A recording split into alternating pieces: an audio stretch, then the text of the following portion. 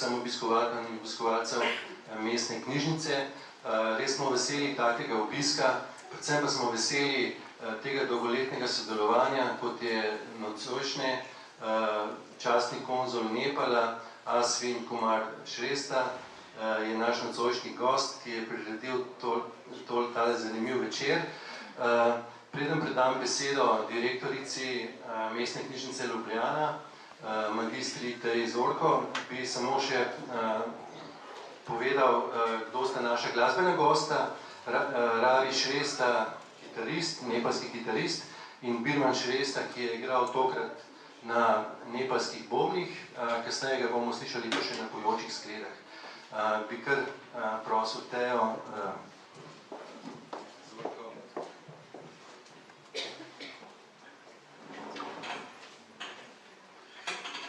Spoštovani gospod minister Anton Peršak, spoštovani konzuli, veleposlaniki, cenjeni obiskovalci, lep pozdrav v mestni knjižnici Ljubljana tudi z moje strani. Veseli me, da se na današnjem večeru posvečamo Nepalu, skrivnostni in izjemno slikoviti državi, tako rekoč na drugem koncu sveta, ki pa nam bo z današnjim dogodkom bližja, predvsem pa nam bo na fotografijah razkrila dragocen delček svoje velike lepote. V mestni knjižnici Ljubljana posvečamo posebno pozornost izobraževalnim in prireditvenim vsebinam, ki poudarjajo multikulturnost, spoštovanje do drugačnosti, ter pomagajo premagovati predsodke in nevednost. V današnjem modernem svetu, ki je zaznamovan s procesi globalizacije, migracij, družbenih trend in političnih zaostrovanj, ter je pogosto zaradi nevednosti in nepoznavanja ter te drugačnosti neupravičeno nestrpen, je še posebej pomembno, da na takšen in na podobne načine spoznavamo drugačne kulture, narode, religije ter vso raznolikost bogate kulturne in naravne dediščine človeštva. Trudimo se, da ne bi bili samo knjižnica, temveč tudi točka povezovanj. Veliko sodelujemo z društvi tujih narodov in narodnosti, ter tudi s posamezniki, ki so si v Sloveniji našli nov dom. Sodelujemo tudi z begunskimi centri in skušamo pomagati ljudem v stiski z našimi izobraževalnimi in prireditvenimi vsebinami. Jim pomagati premagovati kulturne razlike pri njihovi orientaciji v novem okolju, ki jim je nudilo zatočišče.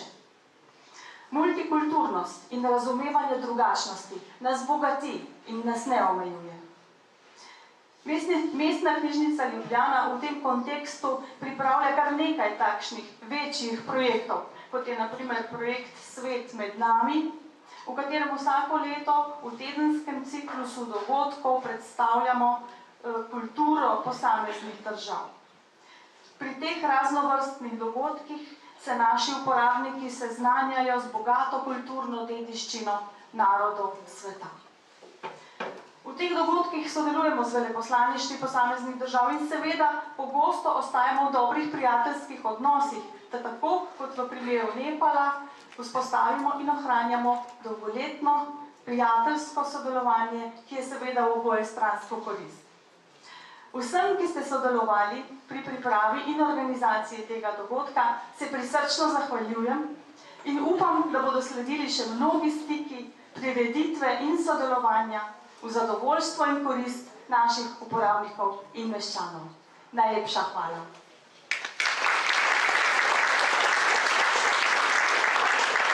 Sedaj pa bi besedo predala še gospodu ministru za kulturo, gospodu Antonu Peršaku.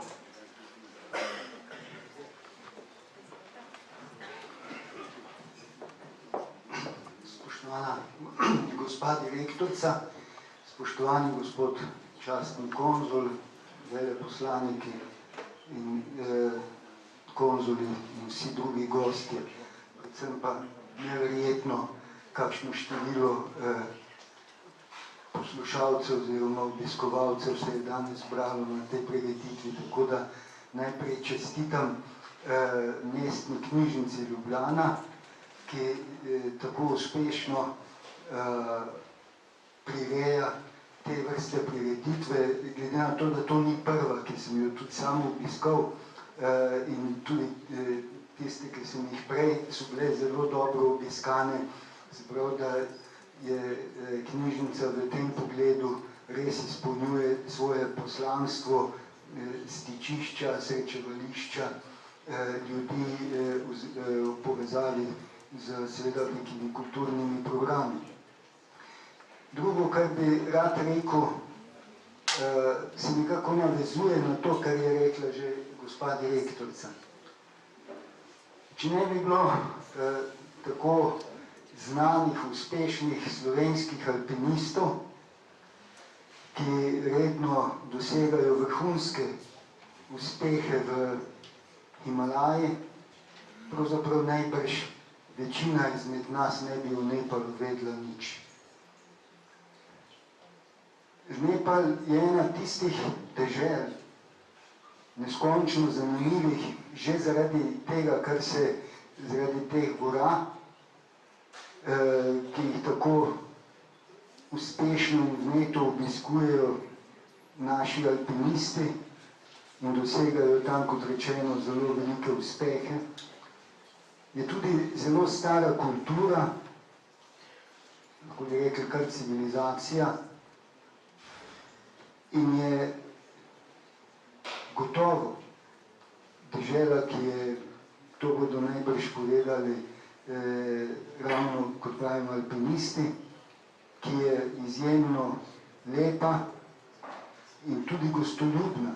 Če že govorimo samo o tem, kar vemo o šerpah, ki spremljajo alpiniste in jim pomagajo pri njihovih vzponih, že to dejstvo govori in tudi zgodbe, ki jih je moč slišati o tem, kako šerpe pomagajo, kako predano pravzaprav sodelujejo pri teh uspehih naših in drugih alpinistov. Že to dejstvo govori o tem, kakšni ljudje so Nepalci. Zato je ta program, ki ga izvaja in katerega gost je danes dežela Nepal, tako pomemben. Mogoče zato, da se zavemo, da ob vsem tem, kar se nam zdi, da vemo v svetu tako rekoč vse, da je mogoče,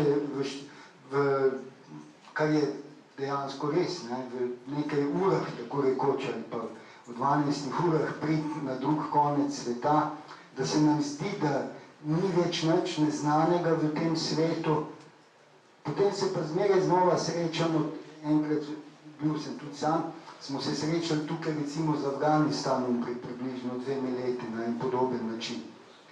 In takšnih dežel je seveda še vedno veliko. Po drugi strani nam pa ravno to dejstvo govori tudi o tem, kako je pravzaprav zanimivo to, da smo včasih sami, ko kdo iz nekega drugega kontinenta ne ve natančno, kje je Slovenija, kako čudno se nam to zdi, pa smo kar malo užaljeni, kako je to mogoče, da nekdo iz Kitajske, iz Burme ali pa od ne vem kod ne ve, kje točno leži Slovenija. Tako da se mi zdi, da je to spoznavanje na ta način pravzaprav zelo neposreden, kot bo danes tole, to že ob teh podobah na stenah in ob tem, kar se obeta očitno kot ogled fotografij in najbrž tudi še naprej predstavitev druge kulture nepalske, zelo dobrodošlo. In ne samo, da je dobrodošlo, tudi potrebno, o čemer priča ne nazadnje tam množičen obisk. Jaz čestitam gospodu častnemu konzulu in mestni knjižnici za to prireditev in upam, da bo Nepal tudi sicer v Sloveniji še prisoten, tudi še s kakšnimi podobnimi prireditvami in predstavitvami in da bo mestna knjižnica tudi vnaprej tako uspešno upravljala to dejavnost. Hkrati bi rad rekel nekaj na koncu za opravičilo. Jaz bom v zelo kratkem času nažalost odšel, zato ker sem na to razstavo bil povabljen potem, ko sem že obljubil, da bom danes sodeloval na prireditvi ob 7, ki je v čast našemu 104-letniku Borisu Pahorju v Cankarjevem domu. Tako da ne boste me zamerili, če bom tam čez 10-15 minut šel, pa ne boste rekli, da je to ta običajna aroganca politikov, ki nekaj povejo, potem pa odidejo, ampak gospod konzul bo potrdil, da ko sva se pogovarjala, da sem povedal, da ob 7 moram biti v Cankarjevem domu v čast Borisu Pahorju, ki upam, da ga vi ravno tako vsi cenite in spoštujete. Še enkrat čestitam. Rečeno pa mi je bilo, ker je bilo tako v začetku namenjeno, da moram jaz reči, da je razstava odprta, ne glede na program, ki bo sledil, je odprta.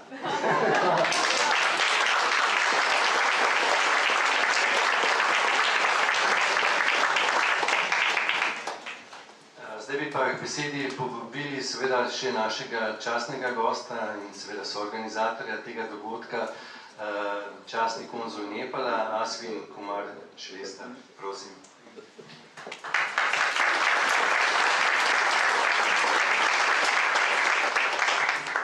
Zdaj bi vas pozdravil po nepansko, namaste.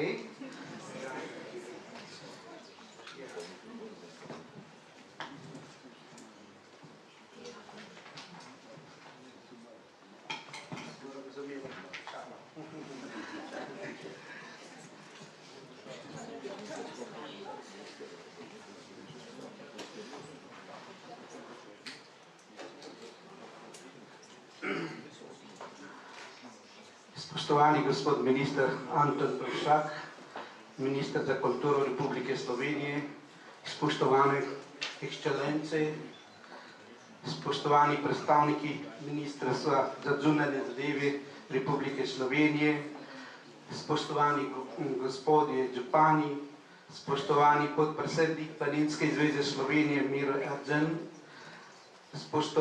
spoštovani bivši predsednik Planinske zveze Franc Ekar, spoštovane dame in gospodje ter prijatelji Nepala.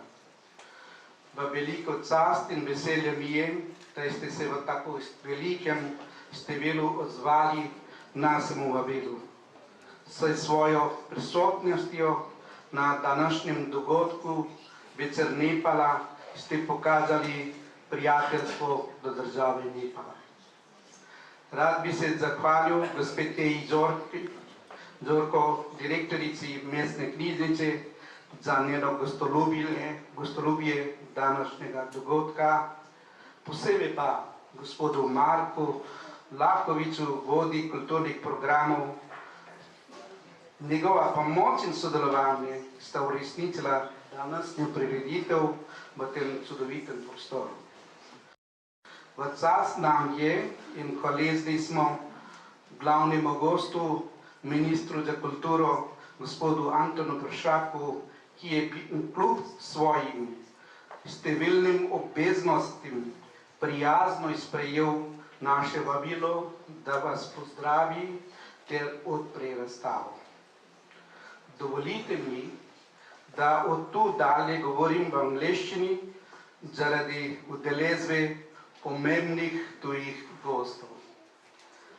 Honorable Chief Guest, Mr. Anton Peršak, Minister of Culture of the Government of Slovenia, Excellencies, respected representatives of the Ministry of Foreign Affairs of Slovenia, Honorable Mayors, respected Vice President of the Alpine Association of Slovenia, Mr. Miro Eržen, former President of the Alpine Association, Mr. Franz Ekar, distinguished guests, gentlemen and friends, gentlemen and ladies, and friends of Nepal. Today we have been gathered in this wonderful kind house to celebrate Nepali evening, dedicated to the first ascent of Mount Everest by first couple in the world, Mr. Andrei and Maria Strempel. Talk about trekking around Kanchenjunga Himalaya of Nepal by Mr. Andrei Strempel. The exhibition of the photos of Himalaya of Nepal by Mr. and Mrs. Strempel. Portraits of ethnic group Gurung by Mr. Marko Lakovic. Cultural heritages and related to culture by Mr. Birman Srestha. And the paintings by Petra Srestha.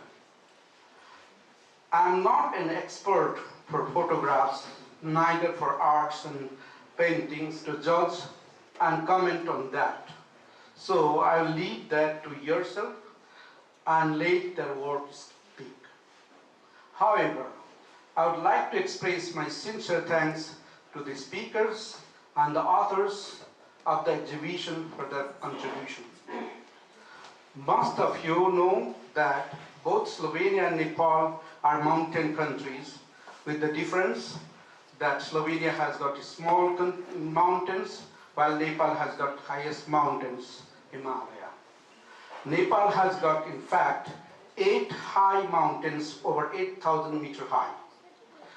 Thus, Slovene alpines travel to Nepal to summit those mountains and for trekking.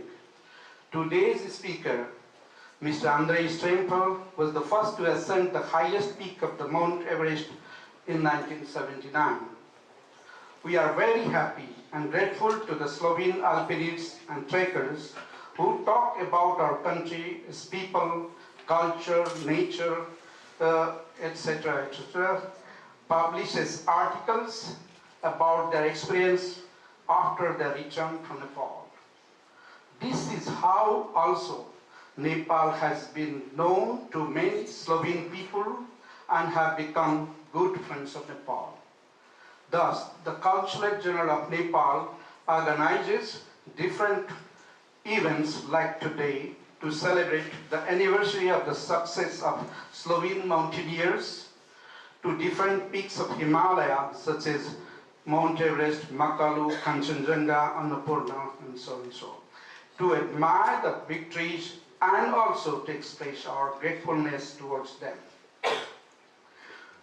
There had been organized an event at Slovene Ethnographic Museum to celebrate the tourism year 2011, in which there had been awarded the title of the Ambassador of Tourism Year to 8 Slovene alpinists by the Ministry of Tourism and Civil Aviation of the Government of Nepal in my proposal as a Honorary Consul of Nepal in Slovenia.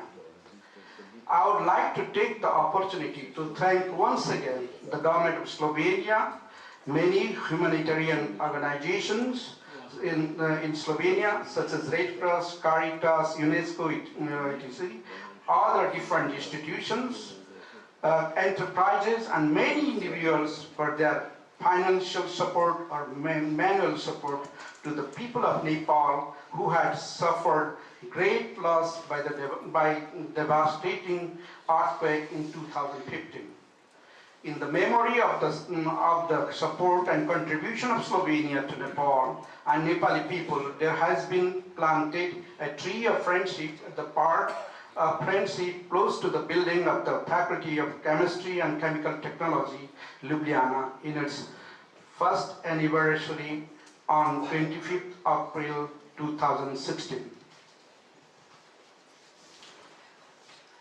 Last but not least, I would like to recommend you all to visit Nepal, which is announced by Lonely Planet the best #1 destination to visit in 2017. Further, Nepal is all-season destination. You are kindly invited to the Consulate General of Nepal for any necessary information for visiting Nepal on the street Naistolbi, 1, Ljubljana. Namaste.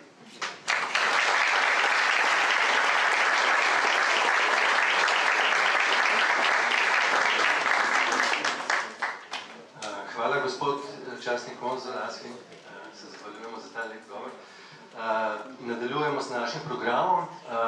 Seveda, gore in alpinizem povezuje pač naš slovenski narod, seveda tudi z nepalskim, že iz 70-ih let se vrstijo naše številne odprave v gore Nepala, kjer so naši res vrhunski alpinisti osvajali prvenstvene vzpone, osvajali so vse 8000-čake in dva izmed teh slovenskih legend alpinizma imamo nocoj tu, zakonca Štremfelj, Marija in Andrej, ki sta bila tudi prva zakonca, ki sta stala na vrhu Mount Everesta, kar je vredno enega aplavza.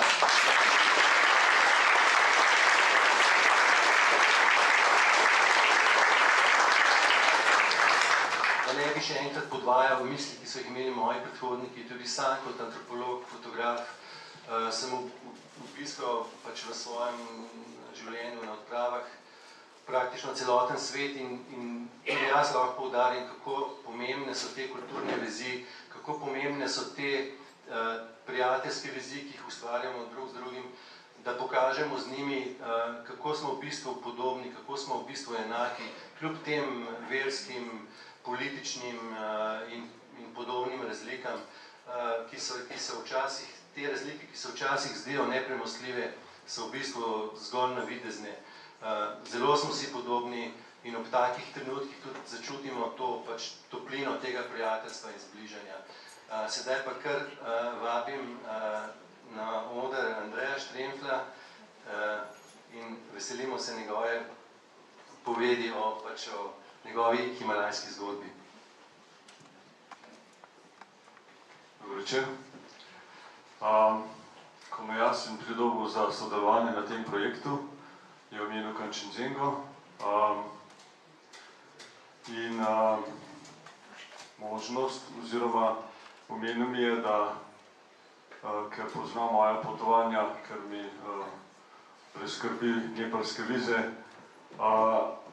je rekel, se bi pred 2 leti na trekkingu okrog Kanchenjunge bolj tega kaj povedal. Jaz sem to seveda izkoristil, ker ne moram iz svoje kože in bo v okvir tega trekkinga upletenega tudi nekaj alpinizma, ker Kanchenjunga, ko enkrat takole izgledaš, to je približno 10 dni hoda.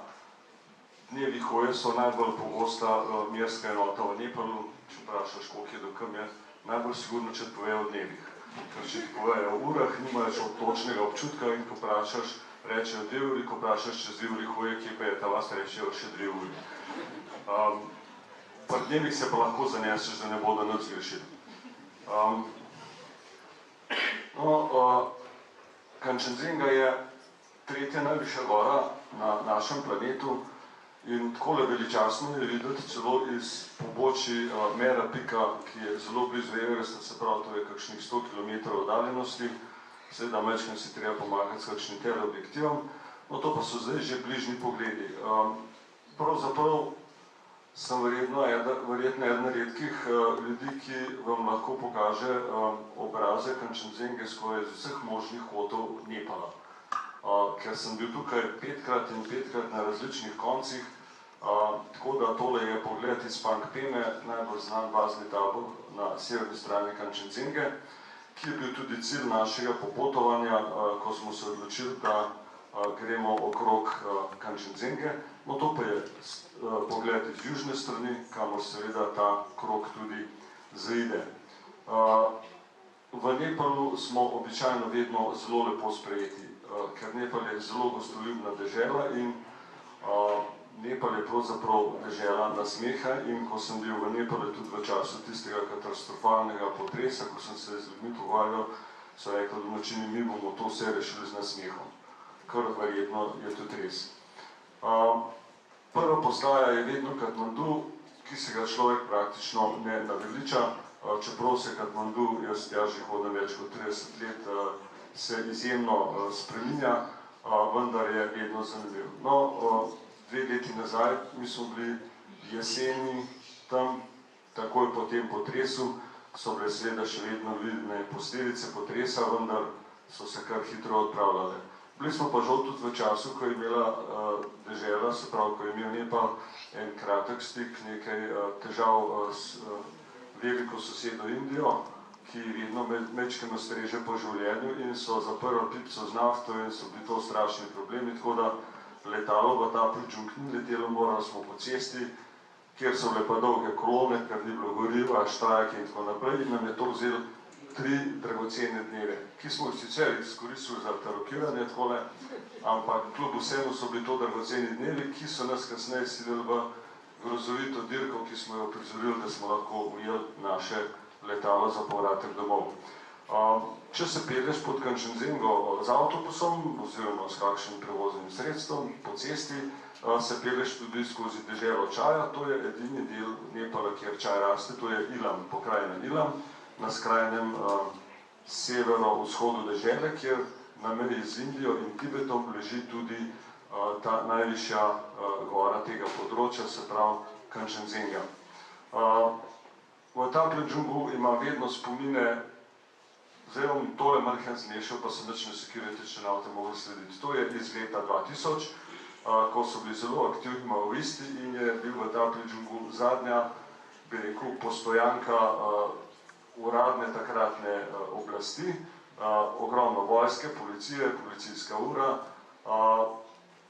Takoj, ko smo pa to z bodečo žico obdano vas zapustili, se je pa seveda začelo čisto drugačno življenje, tako kot v vsakem primeru, kajti to je le mesto na koncu ceste in od tu naprej se seveda stvari hitro spremenijo. Nepal je izjemno slikovita dežela, no in jaz sem bil na tem trekingu ob eni posebni priliki, minilo je dobrih 20 let, odkar je v Nepalu nesrečno ostal alpinist Damjan Vidmar, ki se je, ne boste verjeli, utopil v neki reki, ko so se kopali še na dostopu. To je bil pa oče od punce mojega sina in smo zdaj šli na grob pogledati, če z njegovo ženo, oziroma na mesto, kjer je to bilo in kjer sta oba športna plezalca, seveda na vsaki skali smo viseli po kakšnih nekaj minut. No in prvi dan smo prišli v vas Čirvo. Vas je znana po temle izjemno dolgem visečem mostu, sicer se mi pa zdela to vedno na tako, bi rekel, eno tako gnezdo. Takrat v tistih letih maoistov je bilo to maoistično gnezdo zelo močno, vse povsod tele zastavce in pa seveda obvezni prostovoljni prispevek za revolucijo, ki so jo pobirali maoisti. Sicer niso bili nikoli, saj kar imam jaz občutkov nasilni, ampak treba je bilo pač en prispevek, ko je vsaka odprava glede na število članov in nosačev plačala njim za njihovo borbo. No, ampak to je bila sama ena taka, bi rekel, kratkotrajna motnja, ki mene nikoli ni preveč motila in seveda sem naprej lahko odbil v Nepalu. Trekking okrog Kančenzenge je še vedno tisti trekking, kjer pogosto lahko spiš v prostori, kjer ti pripravljajo hrano. Ni tako kot imajo zdaj pod Everestom, kjer je seveda že restauracija, pa jedilnica posebej, pa kuhna nekje posebej, da nič ne vidiš, kako miške pa letajo sem in tja, to je tja vse možno videti. Ljudje pa, kot bi rekel, izjemno prijazni in glede na število obiskov mojih, jaz sem že čisto adaptiran na njihovo hrano in je ta hrana odlična. Za razliko od tistih, ki hodijo včasih v Nepal z mano, ki malo vihajo nosov, je meni to vse odlično.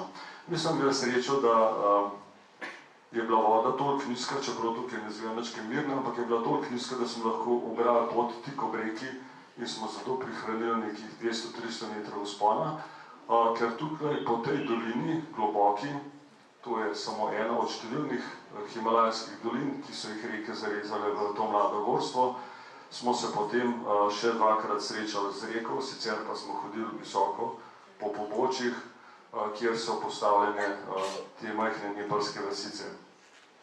Dudča, kot rečejo Nepalci, čaj z mlekom, je neka taka tradicionalna pijača, ki sicer izvira iz angleških časov, čeprav morate vedeti, da Nepal ni bil nikoli pod kakšno kolonialno oblastjo.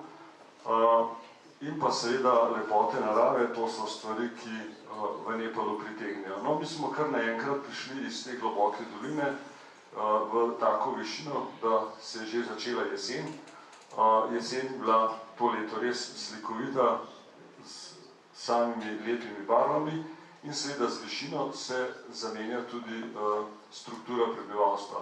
Od hindujskega prebivalstva v nižini pridemo do budistov na večjih višinah v više ležečih vaseh in na to nas spominjajo tudi ti lemaniji oziroma ti molilni kamni. Seveda se spremenijo tudi hiše, hiše postanejo bolj odporne proti mrazu in vremenskim neprilikam, prostornejše, večje, z velikim ognjiščem na sredini in pa vidite s celo paleto lepo oprane posode takole na policah, tako da je v tako hišo je prav veselje prideti. To je bila ena hiša v Gunzi. Gunza je zadnja velika vas na poti pod Kanchenjungo, če gremo iz severne strani na obazni tabor pod Pangtemo. Potem pa še 4 dni hoje, kjer se treba počasi prilagajati na višino, delati izlete iz doline navzgor. Tole je Žanu ali Kumbakarna, ena najmogočnejših sten v Himalaji. In pa kasneje se pokaže takole na desni ta znameniti stolp, ki mu jaz pravim kar menih, ker ima tako podobo, s Patibarova v zadnju in to je že znak, da smo pa zdaj že zelo blizu tem visokim goram.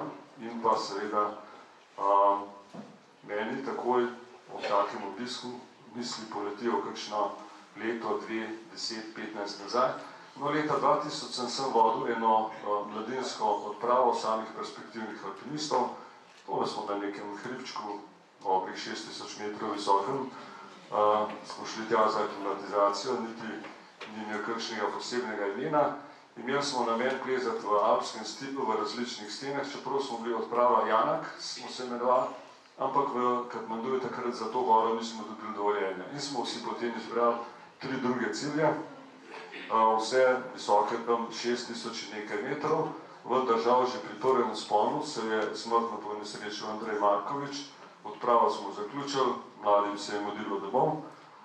Jaz pa sem si rekel, jaz bi pa rad videl zdaj ta Janak čuli od blizu, ker smo odprava Janak, moram ga saj videti. No, in sem se sam podal ene 3 dni hodal več po enih skritih in zavitih dolinah, na kar se tale hrib pokaže pred mano in to je ta znameniti, takrat še ne, Janak čuli, 7000-ak, na katerem še ni bil nihče. In to je seveda en velik izziv za alpiniste, jaz sem to dal na svoj trdi disk v možgane, sem rekel, to je cilj, ki je vreden greha in sem potem kasneje se ga enkrat tudi lotil. No, tole je zadnja taka planina Lonak, zadnji dan hoda pred baznim taborom, izjemno lepa, na robu take ogromnega prodišča, neke reke, ki prihaja iz ledenika, okrog same lepe gore, no in tukaj, sem jaz s svojimi športnimi plezalci sem prišel, seveda, najprej smo napadli eno tako strmo skalo za hišami. Tukaj so slovenski alpinisti mlade generacije, ko so bili na eni odpravi, tukaj celo navrtali na smer, tako da je zdaj to prav prijetno športno plezanje, vmes je tudi veliko balvanov, okolje je fantastično. No in tukaj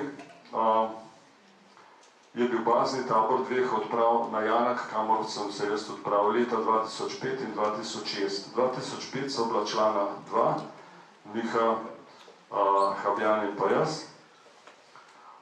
In da boste vedeli, da je to res še vedno divja pokrajina, tole je glava enega divjega kozla, ki ga je snežni leopard raztrgal pri Studencu, kjer so naši kuharji zajemali vodo. In potem, ko so tega raztrganega kozla najdel, sam nihče ni več upotja, zvedno so hodili v nekem spremstvu, vedno podnevi in tako naprej. So se pa res videli še krempli na hrbtu, pojedel mu je en stegen, ostalo so pa nosači z vesela dokončali. No, z Mihom sva takrat imela mečkan tako zdravstvenih težav, sva splezala tole smer, ki je zdaj vrisana v desnem delu stene in sva upala, da se bo po lažjem svetu po tem grebenu zadaj povzpela na vrh, vendar je bil to malo račun brez krčmanja. Na tej odpravi imam ene lepših spominov svojih potepanj po področju Kanchenjunge, ker so si za aklimatizacijo vzela nekoliko več časa in sva se poglobila v drobovje Kanchenjunge, v te gore na zahodu od samega glavnega vrha. Tole je en 6000, na katerega so splezala ena novo smer.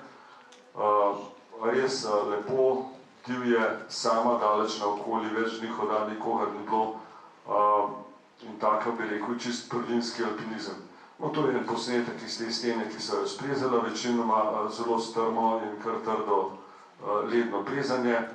Na robu stene so si takole skopala luknjo, da so prebila noč, zjutraj pa je začelo snežiti in sva komaj si rešila kožo, ker snežil je tako, da se je snežno, da je kar vidno debelila in potem sva dobesedno pobegnila v dolino. No, to je še nekaj utrinkov iz te odprave, kjer sva res uživala v tej širjavi Kančenzenge, večkrat tudi z lepimi pogledi na samo najvišjo goro, to je tukaj na desni strani. Od tukaj se najpogosteje vidi ta glavni vrh, tole je tale, in pa Jalomkang ta na desni. Na Jalomkangu so bili slovenski alpinisti že leta 1985. No, to je klasični pogled na Kančenzengo iz Pangpeme, iz baznega tabora, kamor smo mi z našim trekingom prišli samo za kakšno urco, malo poslikali in se takoj vrnili nazaj, ker sem imel nekatere tudi mečkan težav z višino in smo imeli tudi seveda še dolgo pot pred seboj, ker smo šli še na južno stran Kančenzenge. No, severno, se pravi še naprej proti tibetanski meji, so pa taki zelo primerni hribi za plezanje. Tole na desni, tale je Pati Bara in na tej Pati Bari smo bili pa leta 2006, tole je pa Sfinks, en tak stranski vrh te gore. Smo ena večja skupina, ki pa nismo bili, večinoma člani niso bili neki vrhunski alpinisti, zato se je tale greben proti vrhu Pati Bare pokazal za povsem pretežkega in smo morali nekje na enem stranskem stolpu odnehati. No, to je pa pogled iz Sfinksa na Kančenzengo, ki je pa res nekaj posebnega, ker tukaj se pa že vidi vsa vzhodna stena Kančenzenge, ki je po Sikimu v Indiji in je žal zaradi vojaških stvari zaprta že leta in leta, čeprav ostaja ena redkih himalajskih sten, ki so še nepreplezane. No, tukaj so potem v okviru te odprave na Pati Baro z Rokom Zalokarjem pa preplezala tole novo smer na Janak Čuli. To je bil prvi vzpon na to goro, tako resno alpsko plezanje. 2 dni so rabila, da so prišla gor in po isti smeri nazaj dol. Najbolj slikovita je bila tale prečnica, ki je bilo treba seveda splezati dvakrat, ko smo šla gor in ko smo šla dol. V času vzpona sem imela res fantastične razglede, to je naprimer pogled na ta bazen gora zahodno od Kančenzenge in pa povsem daleč v daljavi se celo vidi vrh Everesta. No, na vrhu seveda žal ni bilo razgleda, zajela je ena snežna nevihta, ki se je sred čez par ur umirila, tako da sva lahko prišla dol in v Gunzo, tako kot smo mi na našem trekingu zelo hitro v 2 dneh se spustili do Gunze in potem šli čez Selele prelaz in pa še nekaj drugih manjših prelazov na južno stran Kančenzenge. To je zdaj bilo pohajanje v najlepšem predelu Himalaja, ki ga jaz poznam. Se pravi, to je višina tam okrog 5000 metrov, gorske trave, ni drevja, ni pretirano mrzlo, krasni razgledi. No, mi smo imeli,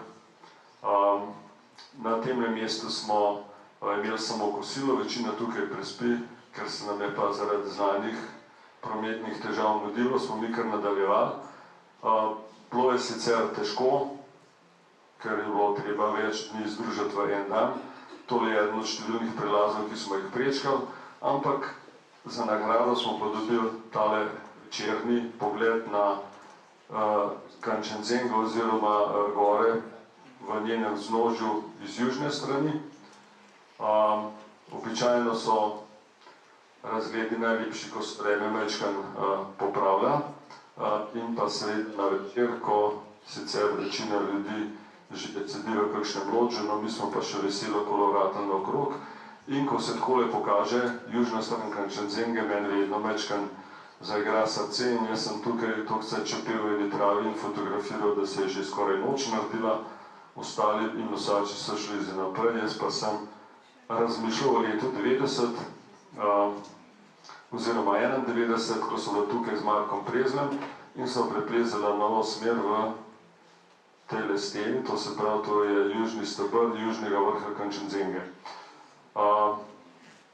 Bila sva člana neke večje slovenske odprave, ki je imela za načrt povzpeti se še na vse vrhove, kjer do zdaj Slovenci niso bili, se pravi na glavni, srednji in pa južni vrh Kanchenjunge. Delovala sva v bistvu po svoje, aklimatizirala sva se na dveh sosednjih vrhovih in takole gledala na en cilj, potem pa sva za 5 dni spakirala na hrbtnike in se lotila stene. Stena je bila, lahko rečem, kar zelo težka, s številnimi lednimi in skalnimi težkimi odstavki in ima za občutek, kako velika taka stena je in kako človeka posrka. Vidite, tole sem videl tukaj dve pikci. Ko odveleč pogledaš, si res čist mečkan.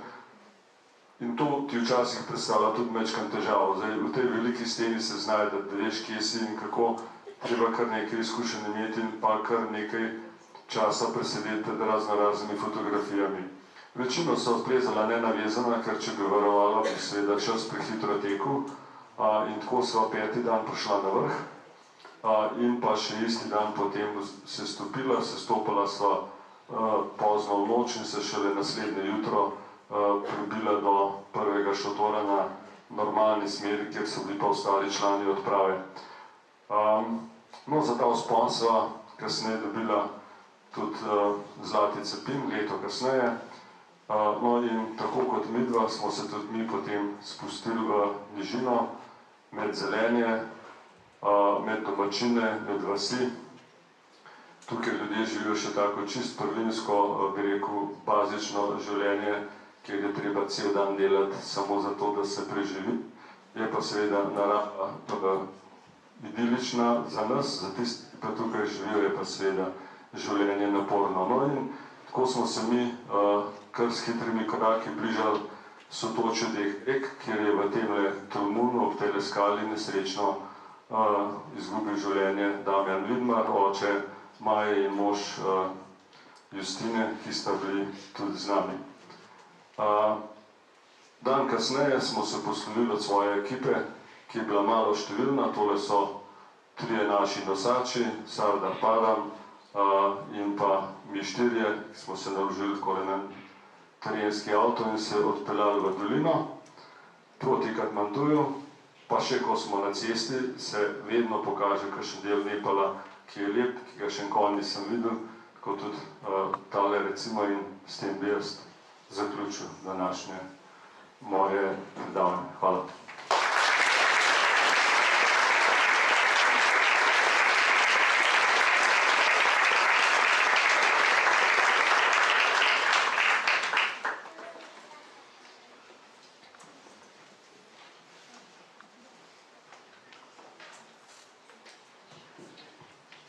Spet povabili na oder gospoda Birmana Šresto in začnemo uživati v njegovih pojočih skledah. Prosim.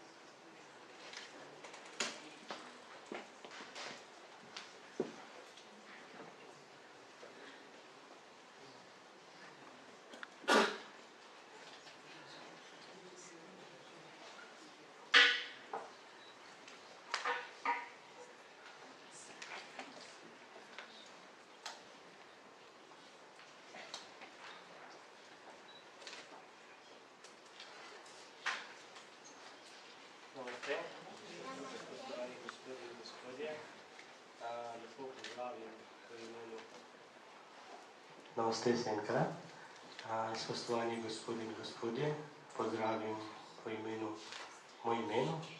7 let nazaj sem prišel v Sloveniji prvič, 2010, jaz sem poročen in sem tukaj živel lepo, krasno. Liki zdaj videl tole slike iz Nepala, res je čudovito. Se vedno imel občutku, ker jaz sem veliko poznal Nepal, ampak zdaj gledal ta posnetek je se vedno manj, ker nisem poznal nič, ker je pisno bilo. In hvala še enkrat. In danes ne bom vzel veliko čas vas. Jaz sem tole 7 let nazaj, kar se tiče tukaj prišel in malo opazoval ljudi. Ja, vsi, mi smo pravzaprav veliko sam sebe pozabimo. Mi manj radimo sebe. Za nas je zelo pomembno drugi ljudi, drugi stvari, za drugi kaj imajo, ampak mi pravzaprav sebe pozabimo. In tole sem res pozabil, zaradi tega ljudi jaz sem srečal tako žalostno in mislijo, nimam nič izgubljeno, nekaj take stvari. In sem od rojstva take stvari sem učil in tudi moj dedi me je učil veliko stvari. Da je on je povedal, jaz sem bil zelo mlad, nisem razumel in začel meditirati in takrat je tesno ugotovil, kaj moj dedi je prav povedal. In tole jaz hočem učiti tukaj, vaju, vi ste zelo srečni. Vi ste vsi zelo lepi. In mi vsi, res je lepo, mi smo zelo lepi. Mi imamo vse. In mi zelo malo cenimo, kaj mi imamo. In zelo manj zahvalimo. In veliko ljudi tako srečam in tako pridejo in vprašam. Žalostno pridejo žal in vprašam, kaj imate službo, reče ja, imate fantija, imate hišja, imate avtoja. In kaj pa manjka? Imate vse. Zakaj vi sami sebi ne cenite? Sami mi znamo, tako v naši kulturi, tako učenju, nas učil, samo moram pogledati drugi ljudi. Zakaj mi sami sebi tekmujemo? Mi nismo prišli za tukaj tekmovati. Mi smo tukaj pravzaprav v zemlji, mi smo prišli za uživati. To je naša počitnica. In čim več uživamo, drugim pomagamo, koliko lahko, veselimo, smejimo in radimo sebe, radimo drugi ljudi vsi. In vas malo tibetansko izgleda, malo bom igral, to je pa vas, ki ste sedeli ali pa ostali, kratko 5 minut sam zaprite oči in res poskušajte pozabiti, kaj je bilo čez 5 minut ali pa zdaj, čez minutko nazaj. Samo poskušajte opazovati svoje telo. Mi vsi vsak sekund vdihnemo, izdihnemo. Dokler mi vdihnemo, izdihnemo, je živo. Evo, to opazujete. Pravzaprav, kakšen način mi vdihnemo, kakšen način zrak gre noter in naši celice aktivirajo in umirijo in kakšen način vdihnemo.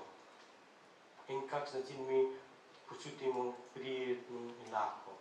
Sam to poskušamo 5 minut prav in jaz takrat bom igral skleda in poslušajte tudi izbor. Fajn, da zaprite oči, takrat bolj lahko koncentrirajte. Samo poskušajte loviti, kakšna izvok pride, kakšen način ta izvok pride. Izvok, to je veliko, lahko razložim, zdaj imam samo 10 minut, ne morem to vsak končati. Samo zdaj opazujete, kakšna izvok pride, kateri del telo vi čutite in kakšna reakcija boste dobili. Ampak ni reagirajte, če čutite dobro, to je fajn, prijetno, jaz hočem vse tako. Če čutite slabo, spet ni razmišljati, da to slabo, jaz hočem stran dati. Ne, samo vaše delo je samo opazovati. Mirno vstati in opazovati. Dobro ali slabo. Je prav? Boste? Tako da zasnemo. Lahko glasno samo eno lucijo.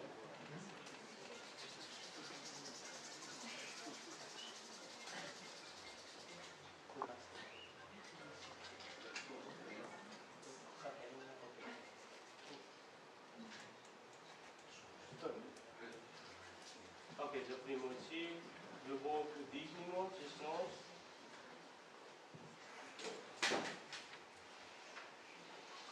Kratko držimo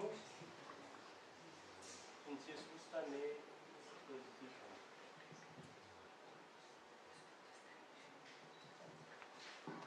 Sedaj globoko vdihnimo čez nos.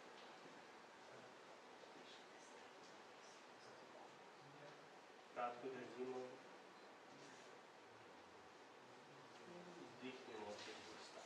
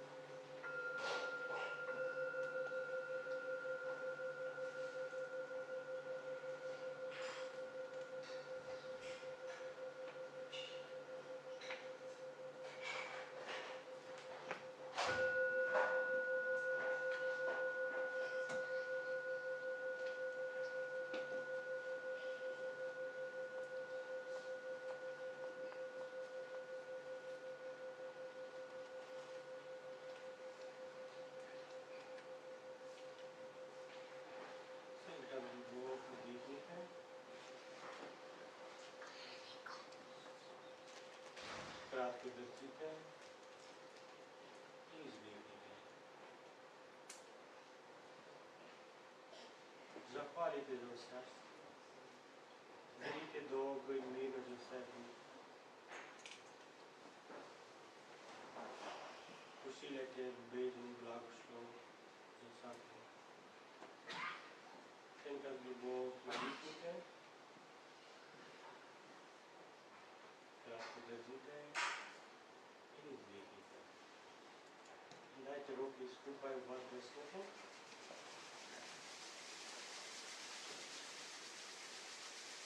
In dajte oboje roke v obraz.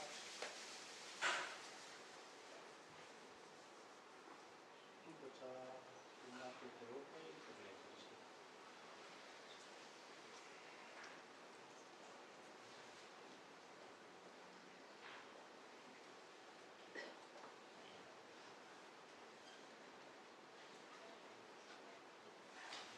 To je to. To je kar veliko, če se s tem pogovarjati, gledati tibetansko izgleda, imam ogromno. Če kdo zanima, da tibetansko izgleda, lahko oglasite, jaz igram tibetansko izgleda več kot 10 let. Kdaj sem začel tibetansko izgleda, bil tako malo in pravijo, je tibetansko izgleda izvod pride. In jaz sem šel nazaj iz faks in žalostno bil in sem malo igral in lepo prijetno izvod prišel. In zanimivo in takrat je nekaj stvari življenje izgodi res prav, ali mi smo žalostni ali pa mi smo zelo veseli. Takrat nekaj zgodi, vedno mi spomnimo. In zaradi tega verjetno izvod je zelo prijetno, zelo prvič. In potem pa zanima me in sem začel raziskovati, kaj je to in potem pa sem najdel tudi guru, ki me je učil, kak način izgleda igramo. In potem pa sem začel igrati in zanimivo je to. Mi komuniciramo z besedami. Zdaj res grem arab, mogoče tam ne poznamo, ker je drugo jezik. Izvod je en jezik za vsakemu. Vsi razumejo. In ta izvod tudi zelo pomaga čustveno, spiritualno in fizično. In jaz sem prvi začel sebe delati, sam sebe, in počasi prijatelji. In potem pa izdali, ker odprt sem začel igrati in čim več svetovati. Kaj je to, kakšen način mi upravimo vsak dan življenje. Vedno jaz se spomnim, kdaj sem bil 12 let star, moj dedi pravi. Babi je rekel, je kuhala kosilo in potem pa dedi vedno zajtrkuje in čez 5 minut mali stran iz hišo, gre tam eno sveto drevo, on je sadil, še zdaj imamo, in tam spi. In babi pravi, no poklici dedi, za kosilo je pripravljeno. In jaz sem šel in pa pogledal dedi in odprta usta, taki spi v kamnu, eno veliko kamen in tam je spal. In ne vem, dedi izbudim ali ne izbudim, kaj ne naredim. In itak, babi je rekla je poklici in sem izbudil, dedi. In dedi je tako izbudil in pogledal, nisem govoril. In lepo je, gremo domov. In dedi pravi, kateri domov gremo. In potem pa, jaz sem bil 12 let star, nisem razumel, kaj hoče povedati. In potem pa rekel je, gremo domov, babi je kuhala kosilo. Potem pa je malo vstal in potem pa reče dedi, to ni moj hiš. Moj hiš je gor. Včasih mene tam pelje in pusti. Včasih prihaja, jaz moram iti. To je naše telo iz mesa, iz kosti narejeno. To telo v zemlji ostane. Duša, jaz moram iti. In to ni moj hiš. In takrat jaz nisem razumel, kaj moj dedi prav povedal. Ampak hvala Bogu, jaz sem začel vse ta pot hoditi in meditiral. In meni je vse jasno takrat, kaj moj dedi je pravil. Pravzaprav naše telo, kaj mi čuvamo, moje telo, to moj, naše telo, tudi ni naše telo. Čau. To mi smo na en kratko čas vzeli, ampak ni hočem od tega je narediti žalostno, hočem da. Mi smo tako lepo življenje imamo, sam lepo način koristimo, veselimo, radimo in uživamo. Vsenkrat hvala vsem Lepo se.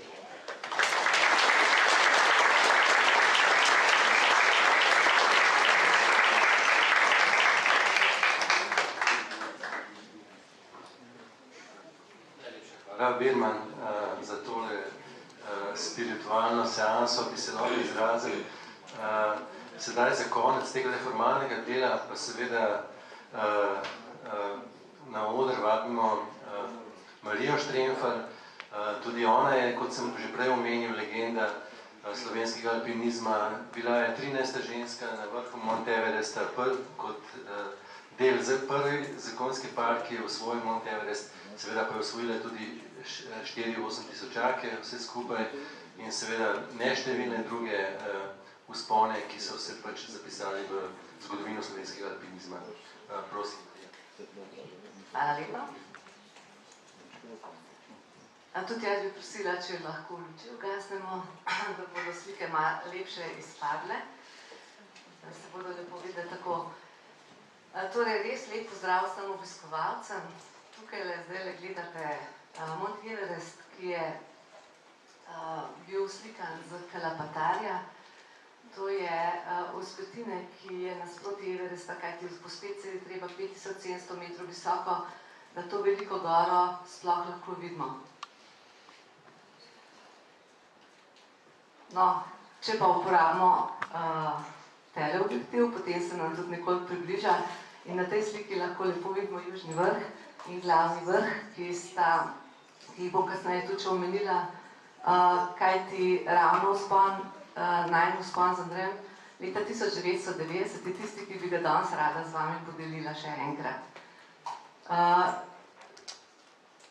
Everest je Sagarmatha Chomolungma, torej ima imena, ki povedo veliko o njej s sami gori. In da je postal najin cilj, je prišlo pravzaprav čisto po naključju. V 90. letu je, torej v prejšnjem stoletju, je prišla iz alpinističnega odseka v zamejstvu iz Trsta do Andreja želja, da bi sodeloval na njihovi odpravi na Everest po normalni oziroma po ameriški smeri. In ko je tako razmišljal doma, kako bi odgovoril na to ponudbo, je razmišljal, da nima kakšne posebne motivacije, da bi še enkrat se uspel na Everest po lažji smeri, kakor jo je že splezal. In zaradi tega mu je prišlo na misel, kaj pa če bi šla vidva oba, to bi pa bilo pa dobro. No, odločitev, ali bi šla ali ne, vsekakor ni bila lahka.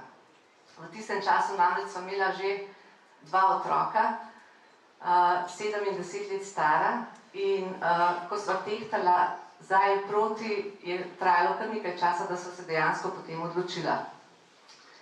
No, kasneje se je priključila še Neža. Tukaj jo vidite v manjši izvedbi, kot je bila prej, ko se je šla z Andrejem na trekking. Ampak v končni fazi sva se odločila, da greva. To je bilo tudi moje prvo srečanje z Nepalom, s to deželo in z glavnim mestom Katmandu. Moram reči, da sem prvič razumela ljudi, alpiniste, svoje prijatelje, ki so večkrat zahajali, seveda tudi Andreja, v to deželo in govorili o tem, da je Nepal virus. Dejansko me je okužil tudi mene in verjamem, da marsikoga, ki sedi zdaj tukaj le v prostoru. Torej, Katmandu s svojim ritmom, s svojim življenjem, s svojo energijo pusti posledice popolnoma na vsakem.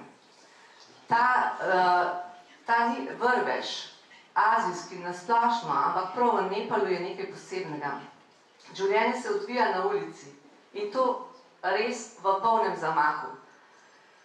Karkoli potrebuješ, najmanjšo stvar, najbolj nujno stvar, tudi z vidika recimo opreme ali kaj podobnega, lahko kupiš ali na ulici ali pa nekje v kakšni trgovini, kjer niti ne moreš verjeti, kaj vse je noter. Tisto, kar je mene očaralo v samem Katmanduju, pa so barve. Torej, barvitost tega mesta, ki ga srečaš na vsakem koraku, je neverjetna in to je tisto, kar je vsaj v meni, vedno zbudilo veliko veselje. Mogoče tega, kar je moj predhodnik prejle govoril, da ga moramo imeti tudi v vsakdanjem življenju, ne samo takrat, kada se pač odpravimo na neko potovanje. No, potem pa tudi mešanje kultur oziroma sožitje bivanja v tem mestu. Otroci, ki družno preživljajo svoj čas, torej v skupinah, čeprav moram reči, v zadnjih letih tudi v samem Katmanduju že opažam pač prisotnost teh novih tehnologij, pa vendarle, ko se umakneš iz tega glavnega mesta, se stvari postavijo na svoje mesto.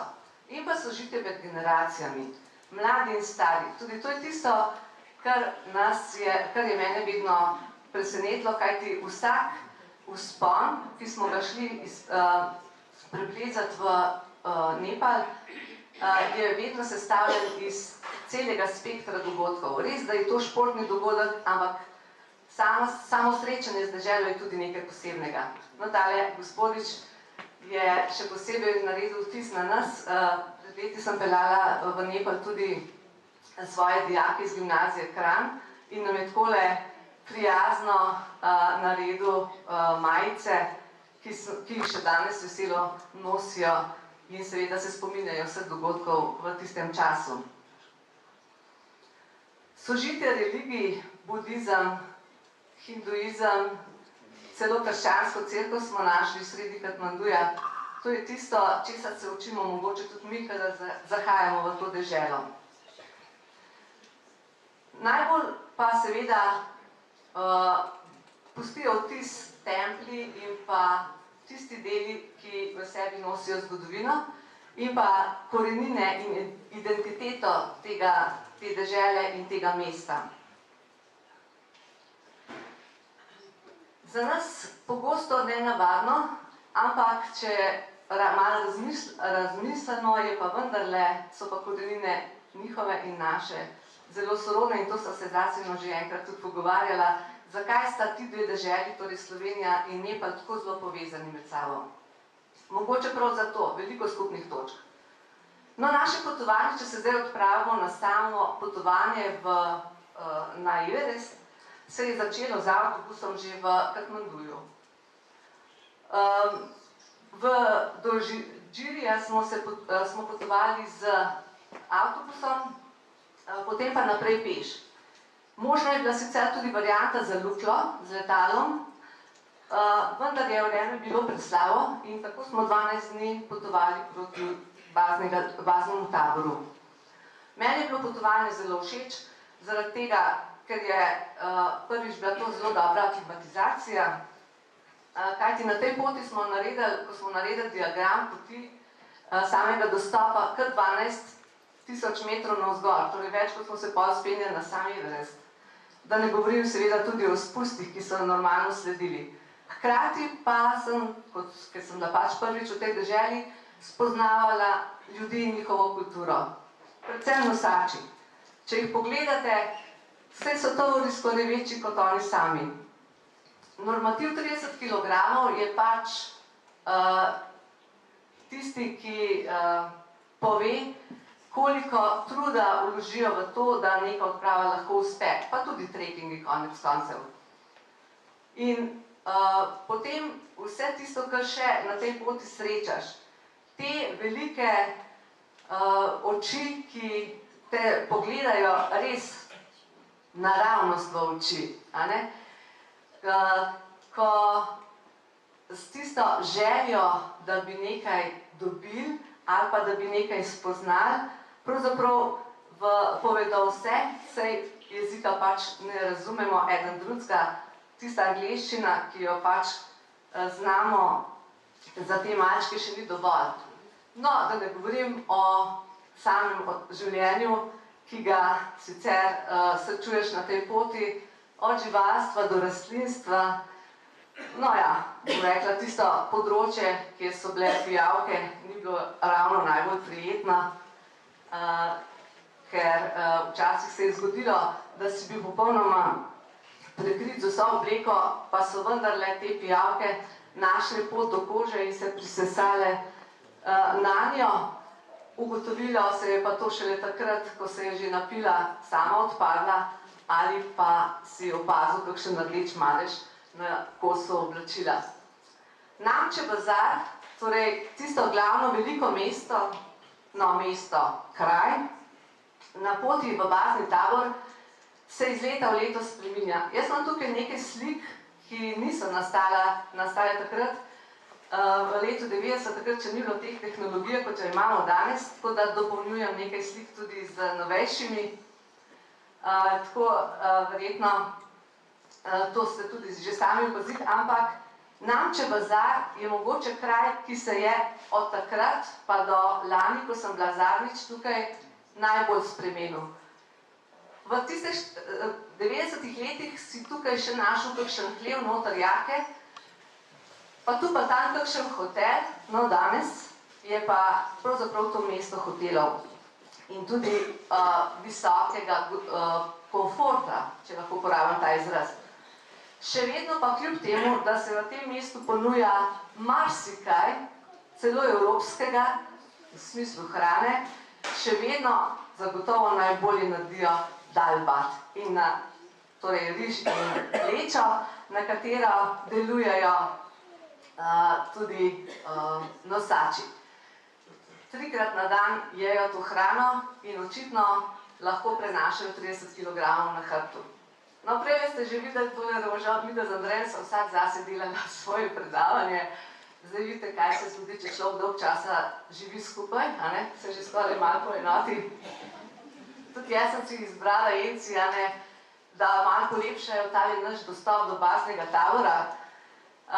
No, od Namče bazara naprej je 140 nosačev, ne vse, ampak kar nekaj, so zamenjali jaki, ki so pač laže prenašali tovor v bazni tabor.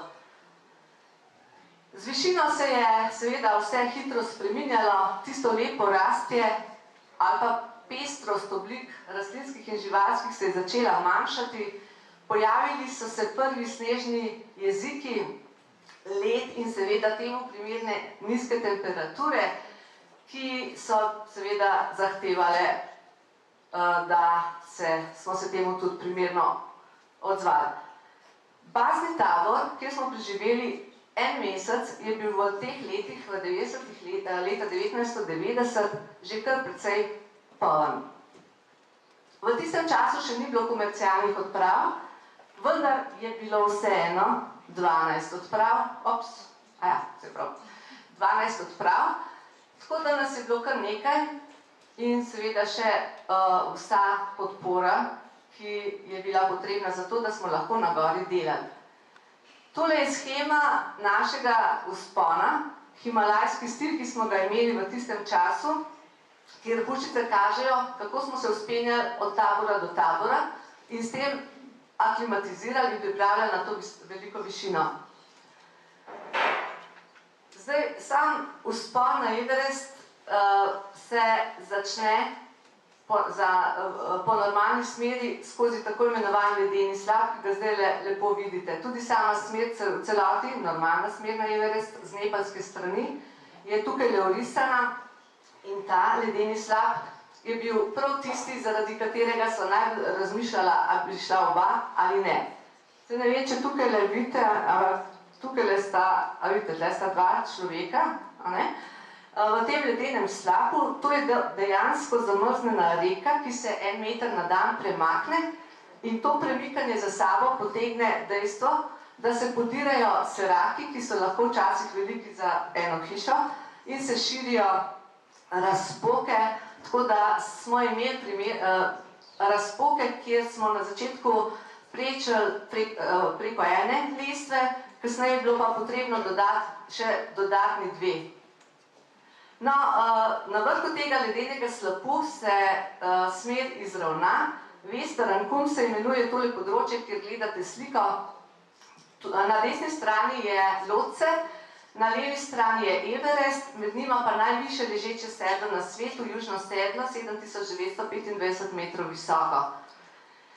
Tale konkavna votlina ali pa dolina, bi lahko rekli, je imela svoje zakonitosti. Čez dan se je segrela na 30 stopinj, ker so se sončni žarki zbirali res močno, ampak s prvo senco se je pa tudi zelo ohladilo, tudi do -10 stopinj. Naša prvotna smer je bila ameriška smer. Mi smo jo poskušali skrajšati z eno varianto. Zdaj gledate slike iz te variante, ki je prvenstveno spon, do točke, kjer so imeli leta 1979 naši fantje tabor 4.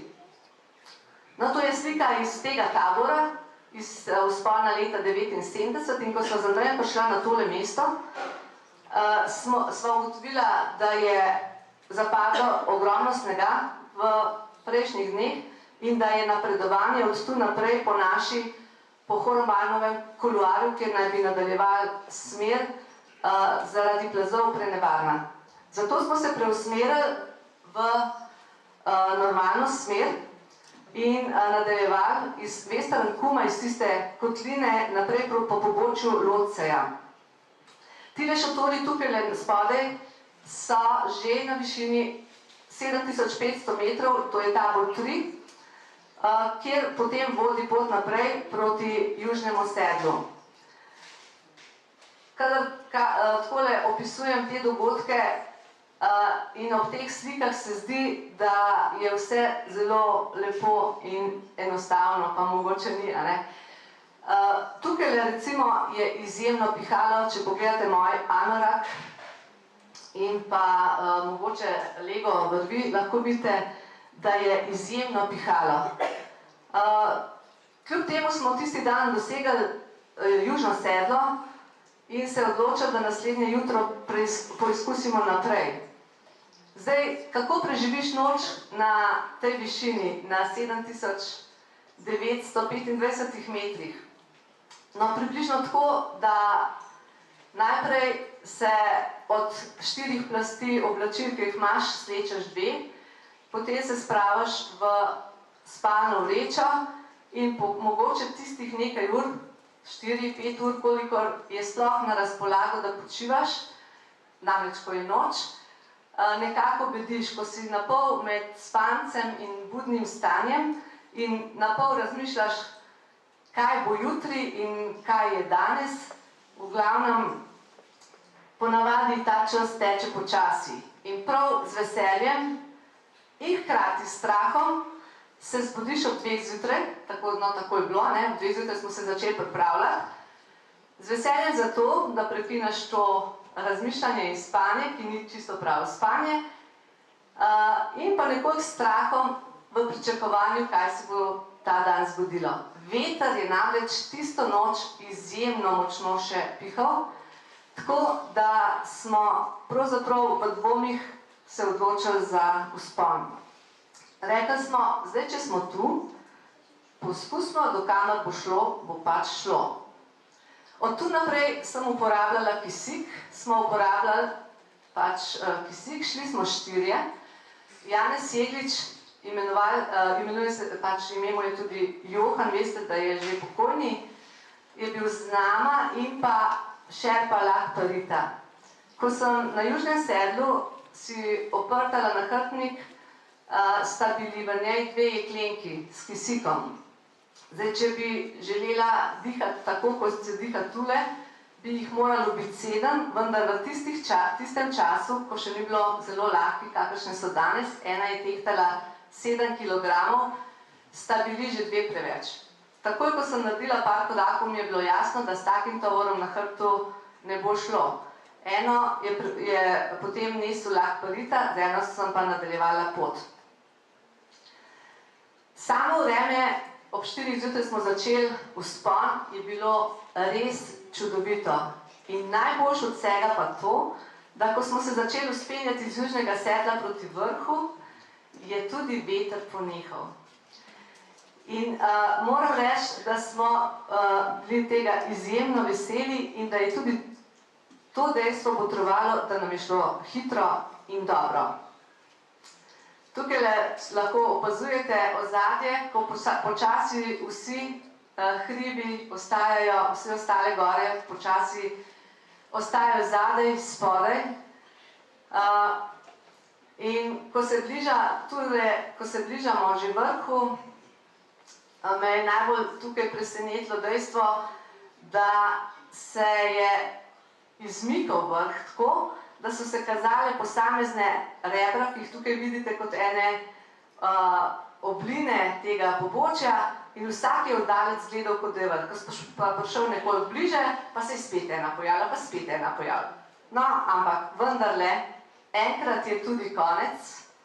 No, takole smo z tega vzpona opazovali Makalu, ki je res en tak simbol slovenstva, naš prvi 8000-čak. In res veseli potem ob enih popoldne dosegli vrh Everesta. Veselje seveda je bilo res nepopisno in od vseh 4-8000-čakov, ki sem jih dosegla, je bil prav Everest tisti, ki sem ga morda v največji meri tudi doživela. Skoraj celo uro smo bili na vrhu, vreme je bilo res zelo lepo. In dovolj zgodni smo bili, da smo verjeli, da bomo prišli še do noči, vsaj do tabora 4. No, v resnici smo prišli, smo se spustili do tabora 3 še isti dan. Mi z Andrejem sva bila prvi zakonski par, ki je stopil na najvišjo goro na svetu in tega nisva vedela. To dejstvo nama je povedala Miss Hillary, ki je kronistka vseh odprav in vseh dogajanj v Nepalu. Ko je običajna vprašanja, ki jih je zastavljala v zvezi z odpravo, zaključila z čudnimi vprašanji, kako sva napravljena, kakšna oblačila sva imela s sabo, kakšna so bili oblačila tisti, ki so prišli ali pa so bili tisti čas tudi na vrhu. Je potem po premisleku rekla, no, vidva sta prva. Kajti samo pol ure za nama je prišel drugi zakonski par in to sta bila Američanka in Rus, ki sta bila pač tudi poročena. In na ta način je ta zgodba pravzaprav dobila svoj epilog. Tako da...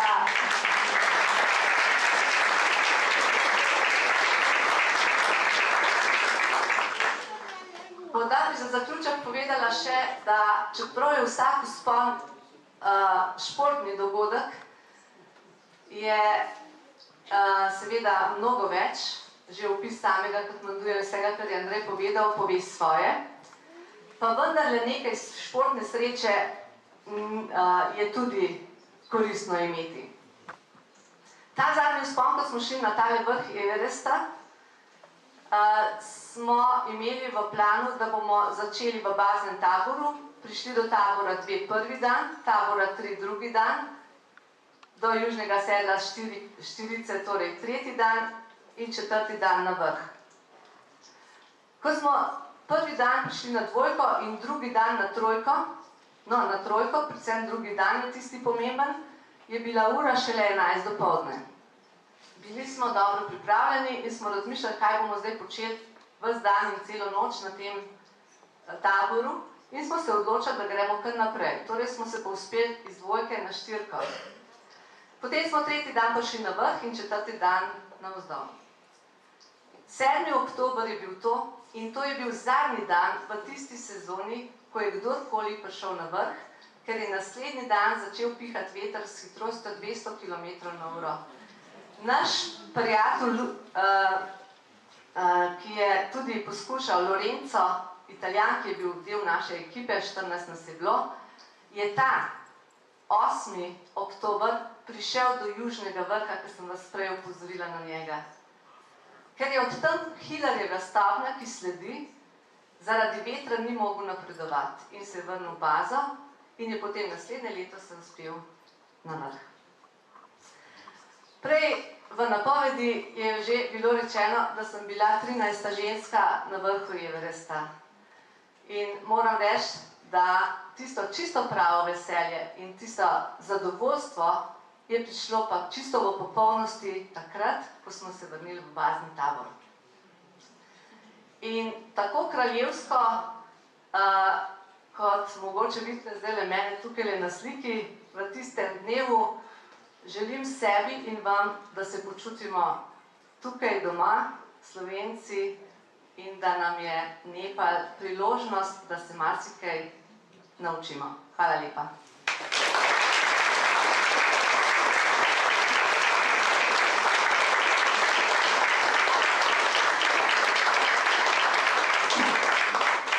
Najlepša hvala Mariji za tole iskreno pripoved, svojo himalajsko zgodbo. Jaz mislim, da ima častni generalni konzul Nepala, gospod Asvin Shrestha-Kumar, željo še po nekaj besedah za zaključek tega formalnega dela. Prosim.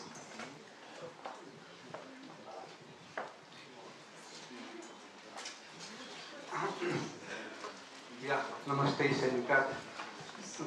Mislim, da vsi ste tako fino čutili in videli tako velik uspeh našega prijatelja in jaz bi vam vsem aplavz.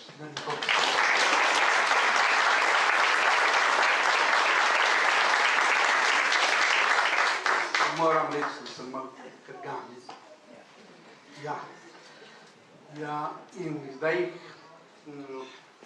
mi smo v tem končali ta program, mali del, ampak tisti danes, kar smo občutili in kar ste nam povedali tako lepega v Nepalu, hvala lepa.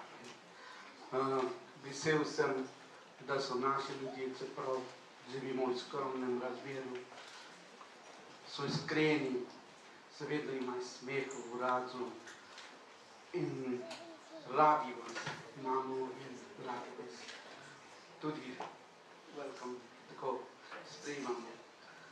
Pejte v Nepal, doživeti, kar ste rekla Andrej in Marija. Sigurno, tudi bi jaz ponovil besedo mojega kolega. Dajmo se raditi sebi. Pa kad je on rekel, dosti krat pozabljamo sebi, vedno mislimo, kaj bo rekel ta, kaj bo rekel unu, kako pa naprej gremo. Res, hvala. Mislim, da to je lepo se povedal, da moramo mi sebe imeti radi in potem lahko tudi drugi lahko imamo.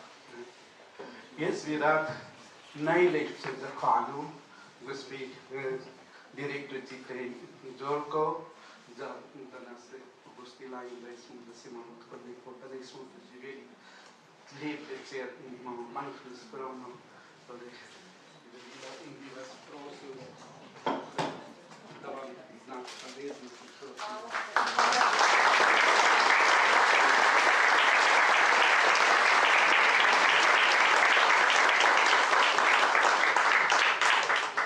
Ja, rad bi povabil našega kolega Andreja Strempla, ki nas je pelal v Nepal in nas predstavil v Nepal.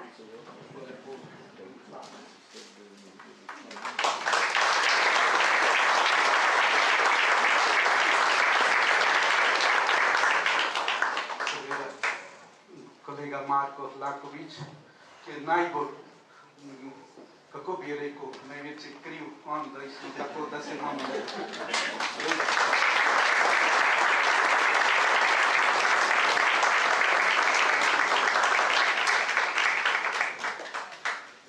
Zdaj bi rad povabil glasbenika našega Ravija Sreča, ki nas vedno pelje muziko v Nepal. Ravi, prosim. Ravi je že šel. To bomo dali. Kaj pa če pride mamica od Ravi, tukaj, Tatjana? Je tukaj? Ali tudi je že šla? No, bomo pa pride. No, do drugo.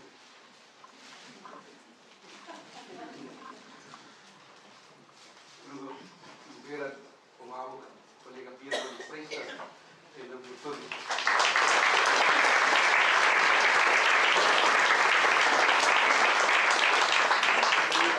Paril sem, veste, da na las, gospe na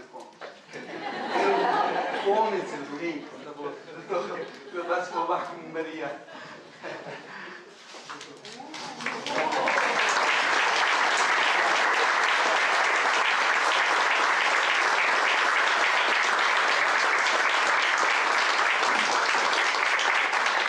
bi se Petro Sredstva in stavil svoj umetni tukaj zadaj in boste pogledali. Prosim.